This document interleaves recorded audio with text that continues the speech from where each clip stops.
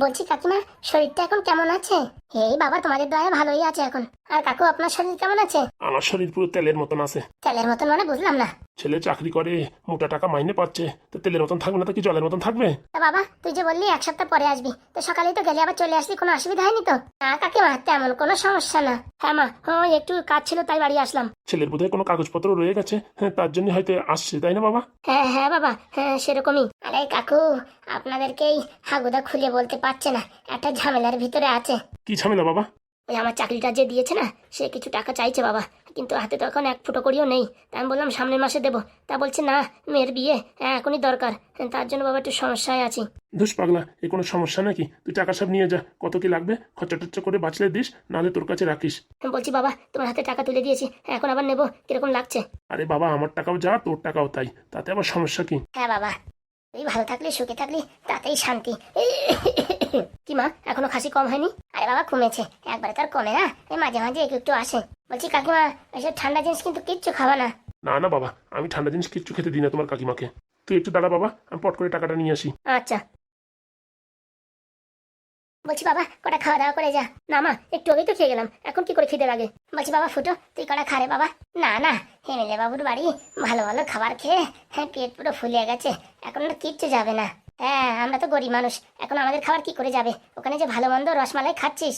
আরে কাকিমা, না না, মেইন কথা হচ্ছে খিদে যা লাগিছে, তো ঘপা ঘপ মারিয়ে দিছি, এখন পেটে একটু জায়গা নাই। সেই কথা বল, এরকম ভাবে বলছিস, শুনে আমার খুব খারাপ লাগলো। আরে কাকিমা, আপনি টেনশন নেবেন না, কোনো টেনশন না। হ্যাঁ, আপনাদের আমাদের বেঁচে যাবে, সেটাই লাভ। হ্যাঁ, যত পারি এমএলএ বাবু সব খেয়ে নাশ করে দেবো। না বাবা, হ্যাঁ ওরকম বলা ঠিক না। আরে কাকিমা, প্রচুর কাজ করতে হয় জানো, ফুল গাছে জল দেওয়া, গরু বছর ধোয়া, তারপর ছাগল বান্ধা, হ্যাঁ তারপরে মানুষের কাজ কত, সব আমারই করতে হয়। বলছি বাবা হাগু, তোকে দিয়ে কোনো কাজ করায় কি ওরা? মাথা খারাপ, একটা মাত্র জামাই, জামাই দিয়ে কোনো কাজ করায়? ঠ্যাংয়ের উপর ঠ্যাং তুলে হাগুদা চিত হয়ে খায়। এনে বাবা ধর টাকাগুলো। বলছি বাবা, আমার কথায় কোনো কষ্ট পাওনি তো? মাথা খারাপ, ছেলের কথায় বাবা কোনদিন কষ্ট পায়? বলছি বাবা, পরের মাসের পেমেন্টটা তোমার হাতে ঝপাত করে তুলে দেবো। হ্যাঁ, এখন মোটামুটি ঝামেলাটা মিটিয়ে নিলেই বাঁচি। হ্যাঁ বাবা, তুই যা করবি বুঝে শুনে করবি, তোর উপর আমার দৃঢ় বিশ্বাস। আমি জানি তুই 1 টাকাও ফালতু কোথাও খরচা করবি না। হ্যাঁ, আমাদের হাগুদা 1 টাকা খরচা করা মানুষ। হ্যাঁ বাবা, কিপটেমির জন্য জামা জুতো কেনে নাই প্রায় 43 বছর। কি কথা বলছিস রে ফুটো, আমার এখনো বয়স 43 হয়েছে? কথার কথা বললাম। নে বাবা টাকাটা ধর। তা বলছি বাবা, বৌমা কেমন আছে? ভালো আছে বাবা। একদিন নিয়ে আসিস, ঠিক আছে? এখন তো তোর মার আর অত শরীর খারাপ নেই, কোনো সমস্যা নেই, নিয়ে আসিস। হ্যাঁ বাবা, আমার শরীর খারাপের জন্য আমি বলতেও পারছি না আসার কথা। দেখ বৌমারে বলে দেখ, যদি আসে তো ভালো, নাহলে আমার পুরোপুরি ঠিক হোক তারপরে আসবে। আচ্ছা মা, আসি তাহলে। কাকা, শরীরের প্রতি যত্ন নিও, আর বাংলা টাংলা খাইয়েন না জানো। ছি, কি কথা বলিস তুই? আমি বাংলা কোনদিন খেয়েছি? তোমার সাথে তুই আর কি মারলাম। ঠিক আছে বাবা, আসি তাহলে। সাবধানে যাস বাবা, সাবধানে যাস। আচ্ছা মা। দুগা দুগা, ছেলেটা যেন ভালোভাবে পৌঁছে ভগবান, দুগা দুগা। বলছি কিনি, ছেলেটা টাকাটা দিয়ে আবার ফেরত নিয়ে গেল, বুঝলাম না। কেন, কি বললো শোনোনি? আরে ওইসব হচ্ছে ঢপের চপ। আগে যদি টাকা দেওয়ার কথা থাকতো, তাহলে তো প্রথমে আসাই বলতো, বাবা এই যে টাকা, এখান থেকে এত টাকা আমার দিতে হবে, কিছু টাকা আমার দাও। তাহলে তুমি কি বলছো, এই আমাদের হাগু মিথ্যা কথা বলছে? আমার তো তাই মনে হয়। আমার তো মনে হয় বউ ওই বাপের বাড়ি থাকে তো, খাওয়া খরচা পড়া খরচা সব কিছু দিতে হবে, তাই মানে টাকাটা ফেরত নিয়ে গেছে। সত্যি না বাপু, তোমার নিয়ে পারি না, তোমার মাথায় সবসময় কেড়া বুদ্ধি থাকে। ওই দেখ, ভালো কথা বললাম, আর তোরা বলছিস কিনা কেড়া বুদ্ধি। আর কি বলবো রে বাবা, আর কি বলবো। তো যাও না তো বুড়ো, চার দোকান তো চলে না, এ দোকানে ও দোকানে ঘুরে বেড়াও, দেখো কিছু কমিশন পাও নাকি। তা ঠিক বলিস, একটু চেষ্টা করে দেখতেই হবে। চেষ্টা না, দোকানদারি বন্ধ করে চা টিফিন নিয়ে বাড়িতে বেরো, খাওয়া দাওয়া করে মোটামুটি কাজ ঠিক করে তারপরে বাড়ি ফেরত আসবা। বলছি গিন্নি, এত সুন্দর দোকানটা লাগাইছি, এই দোকানটা তাহলে কি ভেঙে ফেলাবো? না না, আমার শরীর ভালো হলে আমি লাগাবানি, ও নিয়ে কোনো টেনশন নেই। ঠিক আছে গিন্নি, তুমি বসো, আমি একটু দোকানের থেকে ঘুরে আসি, অনেকক্ষণ হয়ে গেল আসছি, কাস্টমারের দোকানে আছে কিনা কে জানে। এত ফালতু পয়সা খরচা করো কেন? একটা নোকিয়ার ফোন কিনতে পারো না? 200-400 টাকা দিয়ে ফোন করে জানা যায় রোগীপত্র কোথায় কি করছে কি না করছে। এই মাসে হাগু পেমেন্ট পারি, সেখান থেকে কিনবানি, ঠিক আছে? সবসময় তোমার চোখ ওই ছেলের দিকে, আর কি বলবো, দুটো হাত দিয়ে কত কাজ করবে, যত টাকা ইনকাম করে সব তোমাদের পিছনে খরচা করতে করতে শেষ। আর বৌমাও হয়েছে একটা মানে ডেঞ্জার, আমার কি একটু হয়েছে রাগ করে চলে গেছে। আরে বাবা, তোমার কি একটু হয় না? টিভি হয়েছে, টিভি একটু ভয় পাও নিজেরই। ভাই পালিয়ে আর সংসার চলবে না, বুঝতে পারছো? সংসারে কম কাজ নাকি, কিটা করবে? বলছি গিন্নি, আরেকটা বিয়ে করবো নাকি?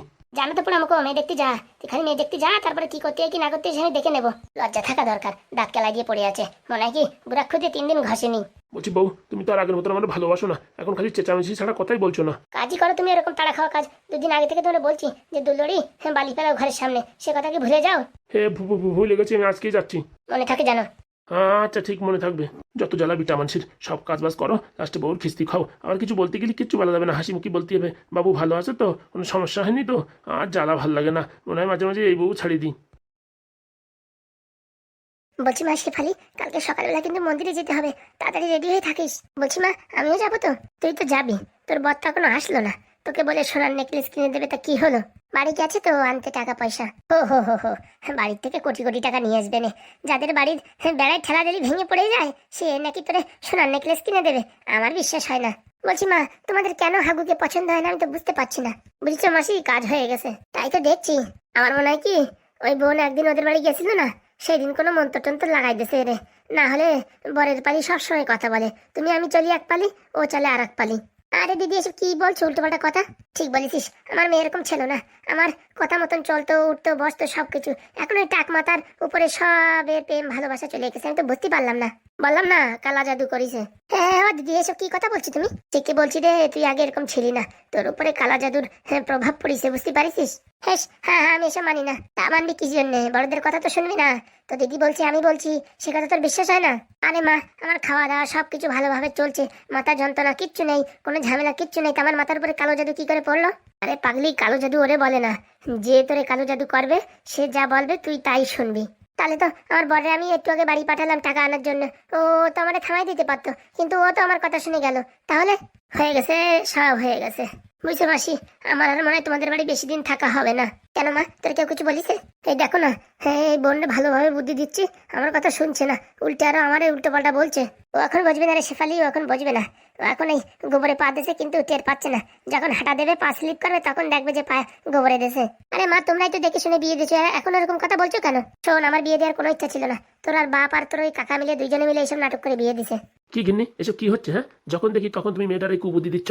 আমি কোথায় কুবুদ্ধি দিলাম? কুবুদ্ধি না কি, সেদিনও দেখেছি মেয়েটার কানে কানে এসব কথা তুমি বলছো। হ্যাঁ, এই বয়সে বিয়ে থাওয়া হয়েছে, কোথায় ভালো করে সংসার করবে তা না, কোথায় কানে কুমন্ত্র দিচ্ছ, সংসার কি করে ভাঙা যায়? ছেলেটা কোথায় এমন খারাপ বলো তো দেখি। হয়ে গেছে, তোমারও হয়ে গেছে, তোমারও কালো জাদু করিছে ওরা, বুঝতে পারিছি। এই দেখো, এসব কুসংস্কার কথাবার্তা বলবা না কিন্তু, বুঝছো, আমার সামনে। এখন যত দোষ নন্দ ঘোষ, তাই না? আমি কি আমার মেয়ের ক্ষতি চাই? তা বিয়ের আগে বলনি কেন? এখন বিয়েটা হয়ে গেছে, এখন কেন ওর মাথাটা খাচ্ছ তুমি? আমি মাথা খাচ্ছি? হ্যাঁ, তুমি আমার এরকম কথা বলতে পারলে? বলতে পারলাম না তো কি? হ্যাঁ, মেয়েটাকে কোথায় বুঝাবা যে কি ভালো করে সংসার কর, তা না তুমি উল্টো খোঁচা মারতিছো, ওই মাল আমার পছন্দ ছিল না, টাকলু মালের সাথে বিয়ে করেছিস, পচা গোবরে পা দিছিস, এইসব কি কথাবার্তা? হ্যাঁ, বলো বলো, তুমি বাকি ছেলে, এখন তুমিও বলো। আমার কষ্ট শুধু এই শেফালি বোঝে, তাছাড়া আর কেউ বুঝবে না। এখন কথা বলতে গেলে তো খারাপ কথা শোনা যাবে না। বলো না, বলো, কি আর বাকি রাখিছো? হ্যাঁ, যেটুকু আছে সেটুকু বলো।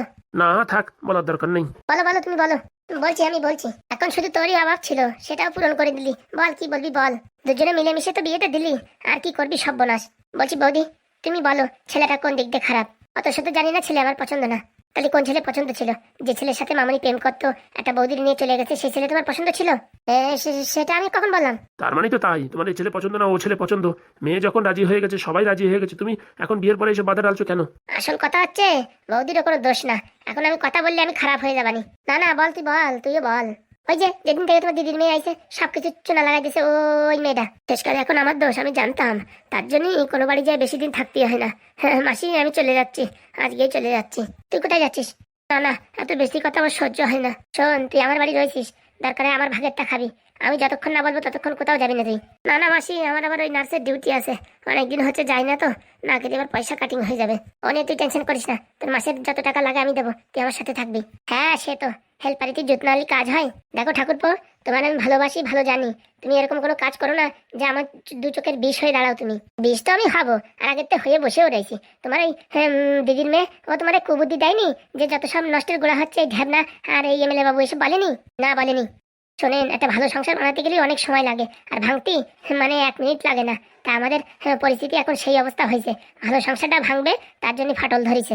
আপনি বলেন, ছেলে মদ খায়, বিড়ি খায়, কিছু খায়, হ্যাঁ, না বৌরি মারে, না খিস্তি খামারি করে, নাকি ঘর কোনো হয়ে বসে থাকে, কাজ বাজ করে, হ্যাঁ মাস্টারি চাকরি করে, ভালো টাকা ইনকাম করে। হ্যাঁ, মাথায় একটু চুল নেই, সেটা একটু সমস্যা, সেটা ডাক্তার দেখানো হচ্ছে, সমাধান হয়ে যাবে। অত ঘপাত করে লাফালাফি করলে তো আর হবে না, অল্প বয়সে মানুষের চুল পাকিয়ে যাচ্ছে, আর ওর চুল একটু উঠে গেছে, সেই হচ্ছে সমস্যা। তা কি ছেলে তো ভালো চাকরি করে? হ্যাঁ, সব দোষ এখন আমার, তোমারই দোষ।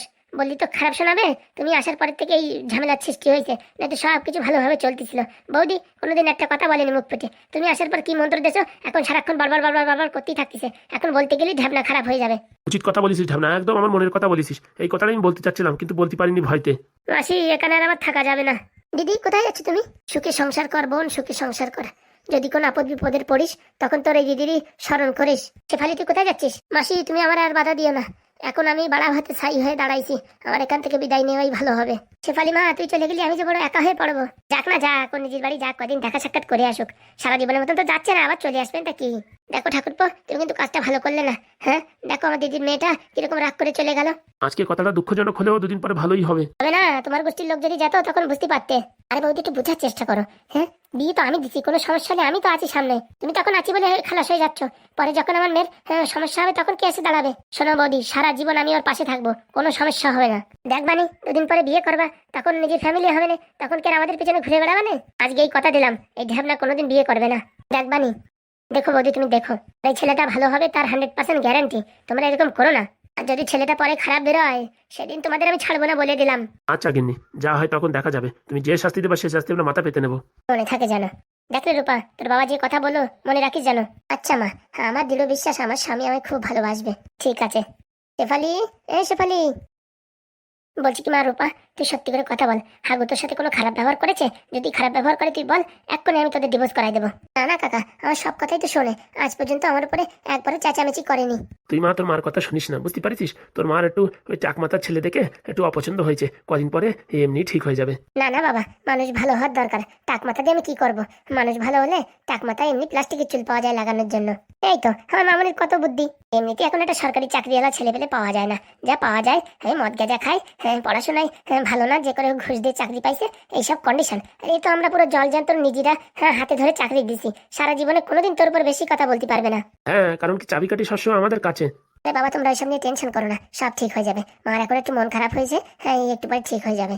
আরে ওই বৌদির কিচ্ছু হয়নি, ওই যে তোর ওই মাসির মেয়ে আছে না, ওই হচ্ছে যত নষ্টের ঘোড়া, সবসময় কানে ফুসমন্ত্র দিতে থাকে, ফুসমন্ত্র দিয়ে দিয়ে ব্রেনটা পুরো একদম খারাপ করে ফেলেছে। হ্যাঁ কাকা ঠিক বলেছো, আমাকেও সবসময় বলে ওই চাকমাতার ছেলের সাথে সংসার করছিস কিসের জন্য, আর ভালো ছেলে গুছিয়ে দিতাম, কেন ওর সাথে সংসার করছিস হাবি জাবি বলতেই থাকে।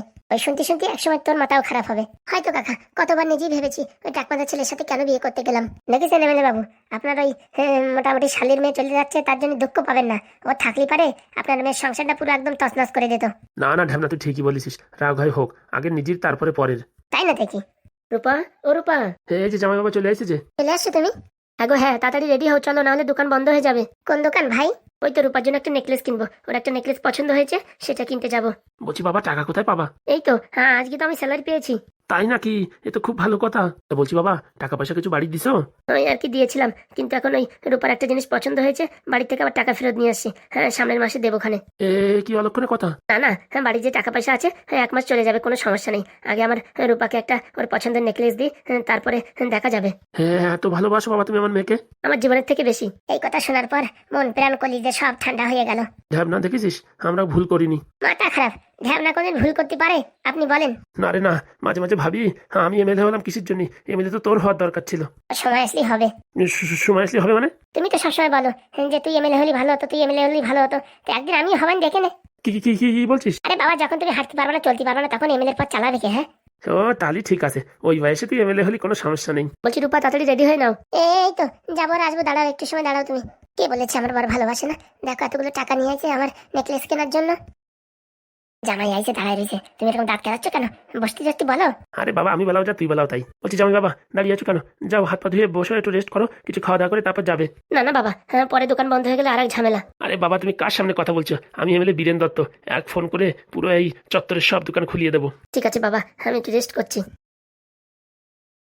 বলছি এখন আমার আর মনে কোনো সন্দেহ নেই, আমি একদম পুরোপুরি পাক্কা আমার মেয়েকে ঠিক জায়গায় বিয়ে দিছি।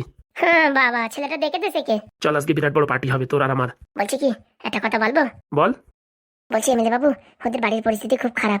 এখন তোরা হেসে ঘুষে বলছে ওরা বৌমার খুশির জন্য সবকিছু করতে পারে, বাড়ির সব টাকা নিয়ে এসে আমার যা মনে হয়। খাওয়া দাওয়ার কিছু আছে কিনা তারও কোনো গ্যারেন্টি নেই। এ কি বলছিস? হ্যাঁ ওরা গরিব হতে পারে, কিন্তু ওরা একদম কর্তব্য কোথাও ফাঁকি দেয় না। তাহলে তাহলে এখন তোমার বিয়ে বাড়ি 10,000 টাকা পাঠানোর ব্যবস্থা করো। চল এখনই দিয়ে আসি। তোমার বুদ্ধি ওই আটুতেই থাকে গেল, তুমি যে এমএলএ হলে কি করে আমি তো বুঝতে পারলাম না। মানে তোমার বিয়েটা গরিব হতে পারে কিন্তু ভিখারি না। ওই যে টাকা দেবা ওই টাকা নেবেন নাকি?